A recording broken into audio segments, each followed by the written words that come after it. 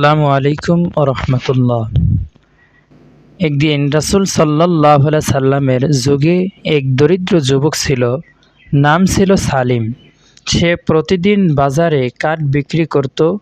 একদিন কাঠ কাটতে গিয়ে সে একটি ছোট থলে পেল, যার ভেতরে ছিল সোনা ও রত্ন। সালিম থলেটি নিয়ে গ্রামের মসজিদের ইমামের কাছে গেল এবং জানালো যে সে একটি থলে পেয়েছে, যার মালিক কে তা জানে না। ইমাম বললেন, এটা আমানত। যদি তুমি চাও অপেক্ষা করো, হয়তো কেউ এটা খুঁজতে আসবে।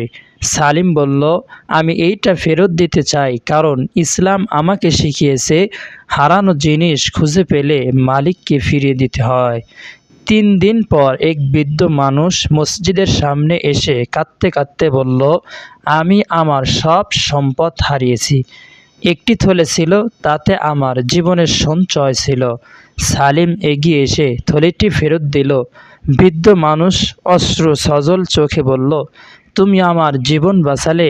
আমি ধনী লোক, তোমার এই সততার জন্য আমি তোমাকে নিজের ব্যবসার অংশীদার করব। সালিম সেই দিন থেকে ব্যবসায়ী হয়ে উঠল। বছর কয়েকের মধ্যেই বেকিম সফল ব্যবসায়ী, কিন্তু তার বিনয় ও সততা কখনো হারায়নি। শিক্ষা: ইসলাম সততা, আমানতদারি ও ন্যায়ের শিক্ষা দেয়। আল্লাহ তাআলা বলেন, নিশ্চয় আল্লাহ তোমাদের নির্দেশ দেন আমানতদার উপযুক্ত ব্যক্তিকে প্রদান করতে। সূরা নিসা ৫৮।